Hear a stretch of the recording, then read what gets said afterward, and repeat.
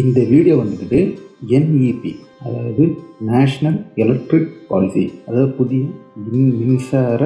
தேசிய மின்சார கொள்கை. இப்போ 2026 புதிய கொள்கையை வந்துக்கிட்டு புதிய சட்டமாக கொண்டு வர போகிறாங்க. அதை பற்றி தான் பேச போகிறோம். தயவு செய்து ஃப்ரெண்ட்ஸ் யாருமே ஸ்கிப் பண்ணாங்க, மேக்ஸிமம் வந்து ஷேர் பண்ணுங்கள், ஹெல்ப் பண்ணுங்கள். ஓகே,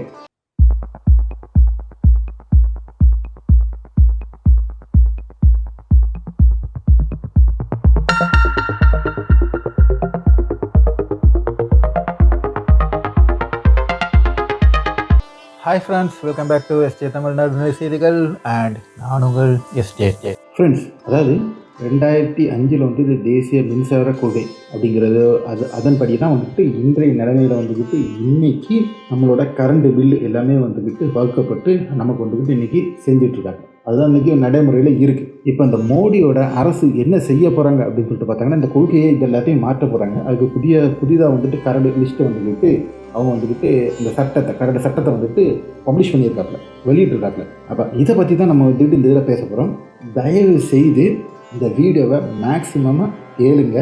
அதே போல் இதில் நான் சொல்கிற இமெயிலுக்கு வந்துக்கிட்டு நீங்கள் வந்துக்கிட்டு தயவு செய்து மெயில் பண்ணுங்கள். உங்களோட இதை மெயில் பண்ணுங்கள். இந்த சைட்டில் போய் பாருங்கள், சைட்டோட அட்ரஸ் தரேன். இந்த சைட்டு இந்த லிங்க்கு வந்துக்கிட்டு மெயிலோட லிங்க்கு டிஸ்கிரிப்ஷனில் போட்டிருக்கேன். அதை நீங்கள் பாருங்கள். அது இந்த சைட்டில் போய் பாருங்கள். அது எல்லாத்தையுமே வந்துக்கிட்டு இங்கிலீஷில் இருக்கும். அதை வந்து நீங்கள் வந்து பாருங்கள். ட்ரான்ஸ்லேட் பண்ணி படிக்க முடிஞ்சுன்னா ட்ரான்ஸ்லேட் பண்ணுங்கள். அதாவது PDF தான் இருக்கும். டவுன்லோட் பண்ணிட்டு வந்துட்டு கூகுள் வச்சு தான் வந்துக்கிட்டு கூகுள் டாக் வச்சுட்டு நீங்கள் வந்துக்கிட்டு ட்ரான்ஸ்லேட் பண்ணி பார்க்கலாம். அப்போ இதெல்லாம் நீ பார்த்துட்டு நீங்கள் வந்துட்டு ரிப்ளை பண்ணணும். இதில் வந்துட்டு என்ன பெரிய பிரச்சனை வருது அப்படிங்கிறத இந்த டீட்டெயிலாக நான் வந்துட்டு இந்த இதில் இந்த இதை டிஸ்கஸ் பண்ணுறேன். ஸோ இந்த வீடியோவை மேக்ஸிமம் ஷேர் பண்ணுங்கள், மேக்ஸிமம் நீங்கள் கேளுங்க, அப்புறம் வந்துட்டு முடிவு பண்ணுங்கள். ஓகே ஃப்ரெண்ட்ஸ், அப்போ 2005 உள்ள தேசிய மின்சார கொள்கையை தான் வந்துட்டு நம்ம அடிப்படையாக வந்துட்டு நடைமுறைப்படுத்திருக்கோம். அரசு என்ன சொல்கிறாங்க அப்படின்னா, இந்த பிஜேபி அரசு என்ன சொல்கிறாங்கன்னா, இந்த 2005 உள்ள இந்த தேசிய மின்சார கொள்கையை வச்சுட்டு அவங்களால வந்துக்கிட்டு முன்னால் கொண்டு போக முடியலை. ஏன்னா இது வந்துக்கிட்டு இந்த மின்சார துறையை வந்துக்கிட்டு நவீனப்படுத்துறதுக்கு வந்துக்கிட்டு முடியலை அப்படிங்கிற ஒரு காரணத்தை சொல்லி தான் வந்துக்கிட்டு இந்த கொள்கையை வந்துக்கிட்டு இவங்க வந்துக்கிட்டு மாற்றி அமைக்கிறதுக்காக கொண்டு வராங்க. ஆக்சுவலி ஃபேக்ட் என்ன அப்படின்னு சொல்லிட்டு பார்த்தாங்கன்னா, உண்மையிலே அதைத்தானா அப்படின்னு சொல்லிட்டு பார்த்தாங்கன்னா இல்லவே இல்லை. ஓகேவா? அவங்க என்ன சொல்கிறாங்க அப்படின்னு சொல்லிட்டு பார்த்தாங்கன்னா, ஆக்சுவலாக இங்கே இருக்கிறது வந்துட்டு இந்தியாவில் மேக்ஸிமம் உள்ள ஸ்டேட்ஸில் மாநிலங்களில் உள்ளது எல்லாமே வந்துக்கிட்டு மோனோபோலி அப்படின்னு சொல்லிட்டு பார்த்தாங்கன்னா தனியான ஒரு நிறுவனம், ஒரு ஒற்றை நிறுவனம் அப்படிங்கிற மாதிரி தான்.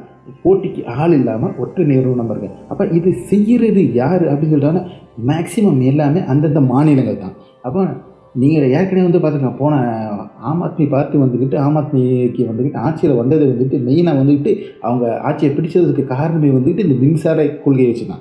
அதாவது மின்சார கட்டணத்தை குறைச்சிட்டு ஃப்ரீ இது கொடுத்துட்டும் வந்துக்கிட்டு அவங்க ஆட்சியை பிடிச்சாங்க. இப்போ இதை எல்லாத்தையுமே அதை நிறுத்துறக்கோ இல்லை அப்படி ஒரு அரசு மானியம் கொடுக்குதுன்னா அவன் என்ன சொல்கிறான்னா, மானியத்தை வந்துக்கிட்டு முன்கூட்டியே கட்டணும் அப்படிங்கிற மாதிரி தான் இந்த கொள்கையில் கொண்டு வர்றாப்புல. அது மட்டும் இல்லை, இந்த ஒரு மாநிலம் மட்டுமே வச்சுட்ருக்க இந்த ஒரு மாநிலம் அந்தந்த மாநிலம் மட்டுமே வச்சுட்ருக்க இந்த மின்சார வாரியத்தை வந்துக்கிட்டு அது மட்டும் இல்லாமல் ப்ரைவேட்டு தனியாரை வந்துட்டு உள்ளக்க பூத்துருக்கு. அவன் சொல்கிற காரணம் என்ன, அது வந்துட்டு இது மாநில அரசு மட்டுமே இருக்குது, என்னால் வந்துக்கிட்டு ரைட் எல்லாமே வந்துக்கிட்டு கூடுதலாக இருக்குது. அப்போ மோனோபோலியாக இருக்கிறதுனால இது ப்ரைவேட்டாக வந்துக்கிட்டு காம்படிஷன் வந்துச்சுன்னா, போட்டி வந்துச்சுன்னா இது குறையும் அப்படிங்கிறப்பல. எஸ், உண்மைதான், போட்டி வந்துச்சுன்னா குறையும். ஆனால் எத்தனை போட்டி கொண்டு வர போகிறீங்க? மொத்தமே வந்துட்டு 2 கம்பெனி தான் உள்ள ப்ரைவேட்டாக வரும். யாருன்னா அதானி அம்பானின்னு தான். இன்றைக்கி உள்ள நம்ம இதில் பார்த்துக்கலாம். இந்த மொபைலை நீங்கள் பார்த்துக்கிட்டாலே ஒரு நமக்கு வந்துட்டு நல்லாவே தெரியும். சிம் கார்டில் ஒரு நாளைக்கு 10-12 கம்பெனி இருக்கும். டாடா டோகோமோ, யூனினார் தொட்டு 10-12 கம்பெனி இருக்கும்போது நமக்கு வந்துட்டு சீப்பாக கிடச்சிச்சு. ஆனால் நெட்டு மட்டும் ஜாஸ்தியாக இருந்துச்சு. அது வந்து அரசு கொள்கை அடிப்படையில் தான். இந்த அரசு கொள்கையில் ஒரு மாற்றம் கொண்டு வந்தாங்க. அந்த மாற்றத்தை கொண்டு வந்துட்டால் அவங்க வந்து பெரிய லெவலில் பெரிய ஸ்கேம்லாம் சொல்லிட்டு சொன்னாங்க. ஆக்சுவலி ஸ்கேம்லாம் எல்லாமே கிடையாது. ஆனால் இவன் பண்ணால் தான் பெரிய ஸ்கேமு, ஜியோ பண்ணால் தான் பெரிய ஸ்கேமு.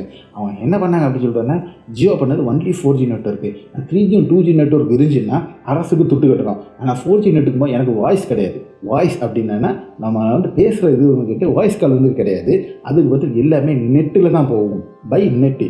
ஐபிஓ காலிங்ஸ் அப்படிம்பாங்க. அந்த மாதிரி உள்ள பாலிசி அப்படிங்கிறதுனால நான் வந்துக்கிட்ட அரசுக்கு கட்ட வேண்டிய தேவையில்லை, எனக்கு ஸ்பெக்ட்ரம் காசு மட்டும் போதும் அப்படிங்கிற லெவலில் வச்சுட்டு ஃப்ராட் பண்ணால் அந்த இதுக்கு வந்துட்டு அரசுக்கு துணை இருந்துச்சு.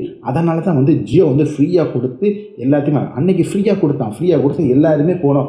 நீங்கள் வந்துக்கிட்டு நம்பர் 1 அப்படின்னா இந்தியாவில் வந்துக்கிட்டு கூடுதல் வாடிக்கையாளர்ல ஒரு தனியார் மொபைல் சேவன் அப்படின்னு சொல்லிட்டு ஜியோ. இன்றைக்கி என்ன செய்கிறான், இஷ்டத்துக்கு கூட்டிகிட்டு இருக்கான். அவன் கூட்டுறான், அவன் பின்னால் ஏர்டெல் இருக்கான். இவங்க 2 பேர் தான் மெயினாக இருக்காப்புல டாமினன்ட்டு.